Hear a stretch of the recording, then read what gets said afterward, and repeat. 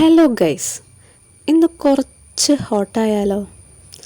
അല്ലെങ്കിൽ കുറച്ച് സ്വീറ്റും കൂടെ ആവാം. അതെ ഗൈസ്, ഇതെല്ലാമുള്ളൊരു ഐറ്റമാണ് ഇന്നത്തെ സ്പെഷ്യൽ ചമ്മന്തി.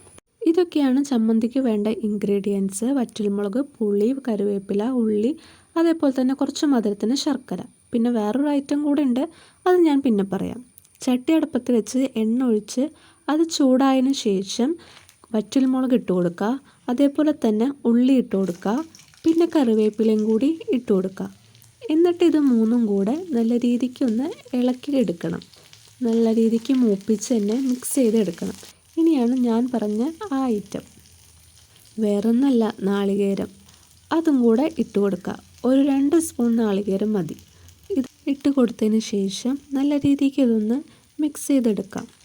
ഈ നാളികേരത്തിൻ്റെ പച്ചപ്പും അതേപോലെ തന്നെ പച്ചമണമൊക്കെ മാറി ഒരു ബ്രൗൺ കളർ ആകുന്നത് വരെ നമുക്ക് കണ്ടിന്യൂസ് ആയിട്ട് ഇത് ഇളക്കിക്കൊണ്ടിരിക്കണം. ഇതിപ്പോൾ എല്ലാം കൂടെ മൂത്ത് ഒരു ബ്രൗൺ കളർ ആയിട്ടുണ്ട്.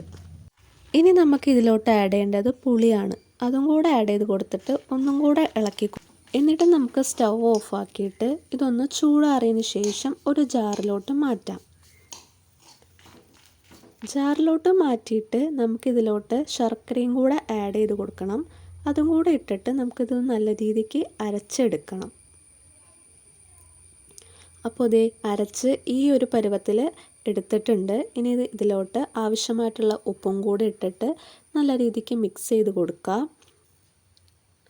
എന്നിട്ട് ഈ ചമ്മന്തിക്ക് ഒരു സാധനത്തിൻ്റെ ആവശ്യം കൂടെ ഉണ്ട്, വെളിച്ചെണ്ണ. അതും കൂടെ ഒന്ന് ചുറ്റിച്ചൊഴിച്ച് പിന്നെ ഒന്ന് സെറ്റാക്കിയിട്ട് അങ്ങോട്ട് എടുക്കുക. എന്താ വായിൽ വെള്ളം വരുന്നുണ്ടാ?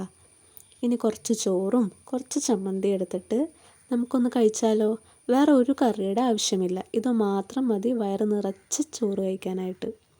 അപ്പോൾ ഞാൻ ഇനി വെയിറ്റ് ചെയ്യണില്ല, ഞാൻ പോയി കഴിക്കട്ടെ. അപ്പോൾ ഇത്രയേ ഉള്ളൂ ഗൈസ്, നിങ്ങളൊന്ന് പരീക്ഷിച്ച് നോക്ക്. അപ്പോൾ ഓക്കെ, ബൈ.